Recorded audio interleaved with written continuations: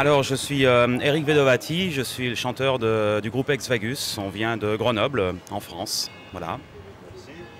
Xavier Leloup, guitariste d'Ex-Vagus, intérimaire depuis 10 ans dans le groupe.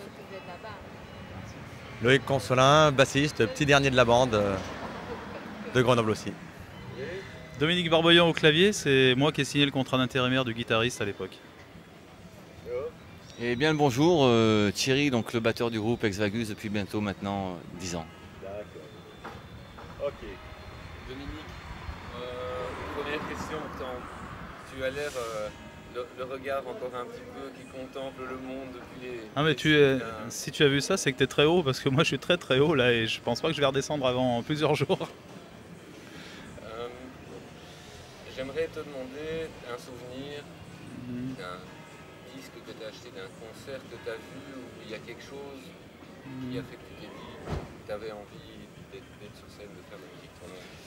Alors je pense que si je remonte au plus loin, en fait, je pense que ça doit dater de 77, 1900, pas 1800, hein, tu avais compris. C'était la tournée Par les Fils de Mandrin de Ange, c'était au Palais des Sports de Lyon. Je devais être au milieu d'environ 17 à 18 000 personnes. Et là j'ai pris une claque. Moi je crois que j'ai encore la marque sur la joue, regarde film pour voir. Regarde, tu vois. Non, je pense que c'est vraiment ça qui m'a donné envie. D'ailleurs j'ai commencé tout de suite derrière, mais je faisais une musique un peu différente à l'époque. Mais j'ai senti qu'il se passait quelque chose en face que j'aimerais bien ressentir, je crois que c'est ça. Tu as commencé à faire de la musique après ça? Oui, j'ai commencé, ouais, mais tu veux tout savoir en fait. Non, j'ai commencé, donc j'avais à peu près 17 ans à l'époque, oui. Tout bêtement, hein, je crois que mes copains ne le savent pas, alors je vais le dire tout doucement. En fait, c'est le curé de la paroisse du quartier dans lequel j'habitais qui avait acheté un orgue, et pour pouvoir le rembourser, il donnait des cours. Donc c'est pour ça que dans ma musique, je fais toujours des nappes le bassiste dit que je fais des nappes qui font 10 km de long, et il est gentil encore. Ce qu'on appelle des nappes de curé. Donc. Voilà, des nappes de curé. Voilà. Donc oui, moi j'ai intégré la formation avec Dominique il y a maintenant bientôt 10 ans. Toujours par cet amour de la musique progressive et surtout l'amour du groupe Ange qui nous a tous réunis. D'ailleurs au départ, on faisait des reprises essentiellement de Ange avant de se tourner plus vers des compos parce qu'on avait envie d'écriture tant musicale qu'au niveau texte. Mais le ciment du groupe réellement c'est Ange, ses textes, ses musiques, cet univers. Et au départ on était essentiellement dédié à de la reprise donc, de Ange. Et puis tout doucement s'est imposé notre style et notre écriture. Mais on nous dit souvent qu'on ressent quand même certaines influences d'Ange derrière tout ça et ça nous fait quand même grandement plaisir. Moi j'ai rejoint donc Vagus il y a 3 ans. C'était une époque il me semble un peu charnière où justement Vagus voulait un petit peu sortir du carcan de Ange pour avoir sa propre identité. Et on a créé donc Seconde Lumière, l'opéra rock, et à partir de là on a avancé jusqu'au résultat de ce soir et qui nous semble assez encourageant dans la préparation de notre prochain album qui s'appellera Âme Vagabonde et qui doit être résolument l'album de la maturité d'Ex-Vagus.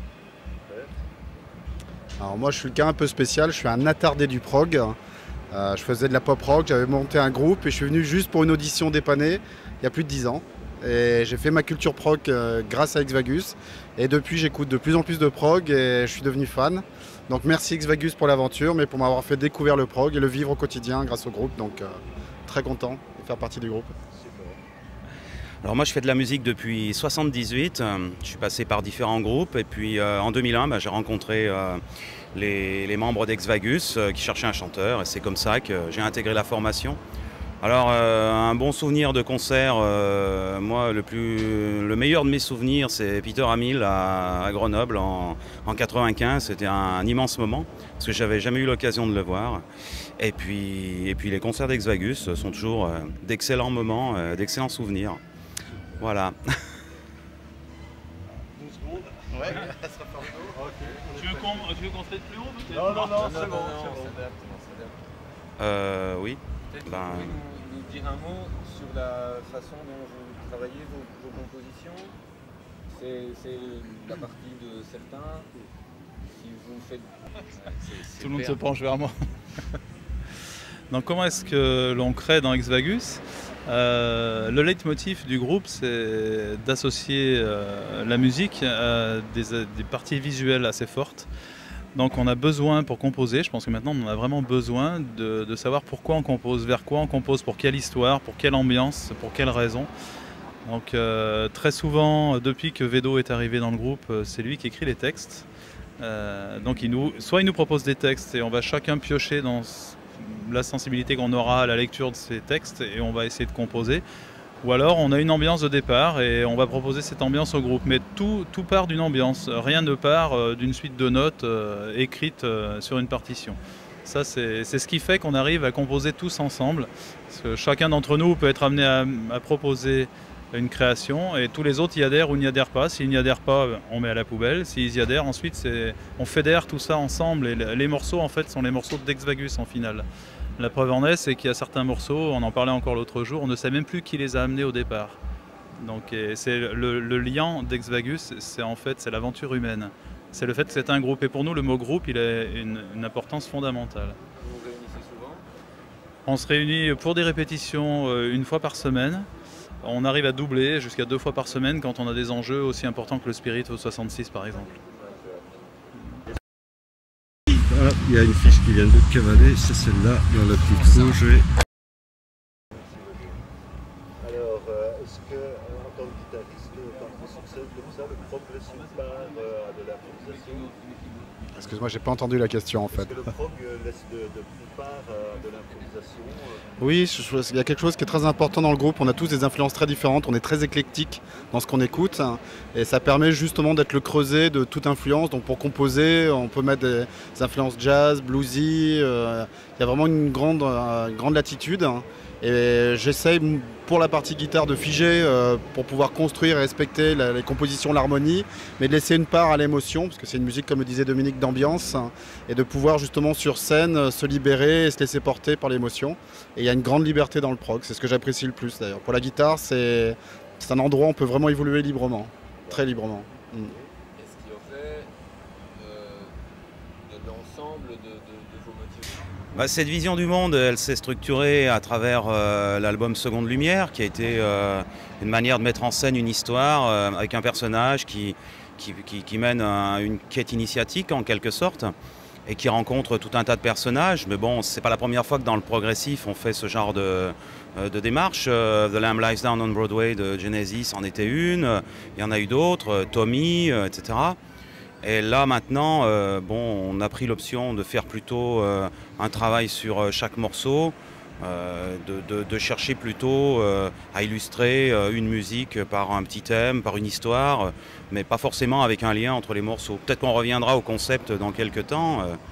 Alors pour l'écriture des textes, comme disait Dominique, moi à partir des musiques qui me sont proposées, je trouve une idée, ça m'inspire un certain nombre de choses. Je propose ça au groupe et puis après on élague, on amende, on fait évoluer, on modifie jusqu'à ce qu'à la fin tout le monde soit à peu près satisfait du résultat. Vous faites parfois écouter des choses que vous entendez? Oui, il nous arrive de faire des séances Très souvent. Donc il nous arrive de se dire pour la prochaine fois chacun amène 3 morceaux qui sont d'un autre groupe, sur lesquels il a des émotions à l'écoute, sans pour cela que ça soit du progressif, mais des morceaux sur lesquels il y a une émotion, qu'on recherche pourquoi il y a une émotion, comprendre ce qui motive l'autre, et on arrive comme ça à sortir des thèmes futurs. Alors, il ne s'agit pas de plagiat, il s'agit de comprendre, parce qu'en fait on est quasi tous d'influences assez différentes au départ, même si maintenant on écoute tous de l'Exvagus, j'espère, mais on a des influences qui sont assez différentes. C'est sûr que ça a des influences précises ou des groupes précis, des mouvements précis qui vous viennent en tête? Je vais encore le dire tout doucement parce qu'ils vont encore dire que c'est pénible. Moi j'ai une influence très importante dans ma vie. J'ai découvert Ange en 1972 et je n'ai jamais décroché depuis. Donc une des plus belles remarques qu'on nous a fait après un concert d'Exvagus, c'est de nous dire ce morceau de Ange que vous avez joué, je ne l'avais jamais entendu, alors que c'est une composition d'Exvagus. Et ça, j'en suis vraiment très fier. C'est un très beau compliment, c'est un très beau compliment qu'on nous fait là quand on nous dit oui, Cette reprise de Ange, je la connaissais pas et en fait, non, pas du tout. C'est un morceau.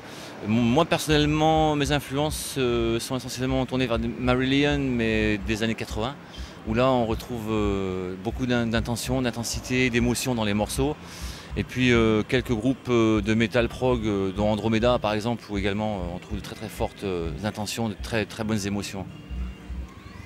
Tu voulais dire quelque chose tout à l'heure, je t'ai vu opiner du chef quand je parlais d'une vision du monde. Alors, la vision du monde d'Exvagus, bien sûr. Donc à partir du moment où on s'intéresse à de la musique progressive, c'est parce qu'on s'intéresse à une musique qui n'a pas de limite. On dit toujours l'étiquette prog. Moi je pense pas que le prog ça soit une étiquette. Le prog c'est justement tout l'inverse. C'est l'ouverture complète à passer par le jazz, par la musique classique, par la musique symphonique, par la musique hard, metal, tout ce qu'on veut. Donc je pense que la vision du monde que l'on a dans Exvagus, notamment celle de Vedo qui écrit les textes, mais aussi la nôtre quand on compose des musiques, c'est qu'on va fouiner un peu dans ce monde. On ne sait pas forcément où on va, mais on va y chercher des émotions, on va y chercher des thèmes. On a eu un opéra rock Seconde Lumière qui avait une thématique plutôt dramatique. Et il n'est pas dit que le prochain opéra rock ou le prochain album concept soit pas quelque chose de très joyeux, de très positif. On n'a pas de limite en fait. On n'a même pas d'objectif à long terme d'ailleurs. On ne peut pas se dire on se projette en 2008, on fera ci ou on fera ça, quoi. On avance au fil du vent, selon le. Au bout du vent. Au bout du vent. Selon la fusion, en fait, c'est très fusionnel, hein, la musique, c'est très subjectif. Ce qu'on fait. Est-ce que vous avez l'impression que votre personnage évolue avec vous? Oui, tout à fait, bien sûr. De toute façon, la vie fait qu'un jour on est comme ci, le lendemain on est autrement. Rien que l'enrichissement personnel de la vie nous fait voir d'autres choses, découvrir d'autres horizons et forcément influence sur notre imagination. Et la création musicale, c'est avant tout de l'imagination. Et c'est basé sur sa propre vie. Quand moi je compose, c'est évident que je ne compose pas sur les mêmes bases que Dominique parce que j'ai pas la même vie tout simplement en fait. Hein. C'est une aventure humaine, c'est quelque chose qui a un point fort et qui donne sans doute sur la durée pour Exvagus, c'est que c'est une aventure humaine. On partage du temps, des émotions, du travail. Et ce qui caractérise aussi Exvagus, c'est cette aventure humaine depuis 10 ans. Et forcément, ça transforme un petit peu, ça enrichit. Et je pense que ça nous apporte tous. On a besoin aujourd'hui d'Exvagus, pas uniquement au niveau musique, pour des logiques personnelles, mais c'est vraiment une bouffée d'air et ça nous apporte beaucoup. C'est-à-dire de se retrouver, de partager. Et c'est un espace de tolérance, d'expression, de liberté, de respect. Et c'est très agréable de trouver ça dans un groupe. Ça n'existe pas dans tous les groupes et moi je l'ai trouvé dans ce groupe-là et c'est appréciable. On l'a senti en concert, vous aviez un grand plaisir, un grand appétit à jouer ensemble. On peut presque imaginer que public ou pas public, il y a quelque chose qui se passe sur scène qui est fort entre vous. Il n'y a pas de public là-dedans. Le public, forcément, c'est là où on puise l'énergie. C'est-à-dire qu'on n'est pas dans une quête personnelle de jouer pour nous. On est plutôt vers l'ouverture, donc de donner. Et pour donner, il faut recevoir aussi. Donc c'est vraiment un échange. Et plus le public nous donne, plus, en ce cas-là, on est à même de renvoyer l'énergie. Et c'est vraiment un échange. C'est quelque chose qui est fabuleux, une émotion qui est unique sur scène. C'est une sorte d'auto-alimentation. C'est-à-dire que plus on reçoit, plus nous, ça nous pousse. Et c'est très fort la relation avec le public. C'est assez fabuleux. Ce soir, c'était le cas, par exemple, au Spirit of 66. On s'est fait très plaisir avec le public, vraiment. Alors, en tant que guitariste, le rock progressif, ça demande plus de technique que le rock traditionnel? Alors, la réponse, je devrais dire non, mais hélas, oui. Surtout lorsqu'on est autodidacte, c'est mon cas.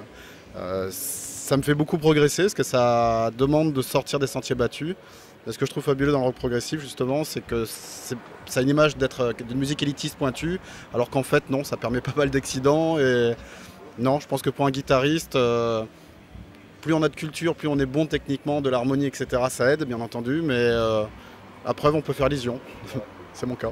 Et alors, on dit que le rock progressif est une musique pour intellectuelle.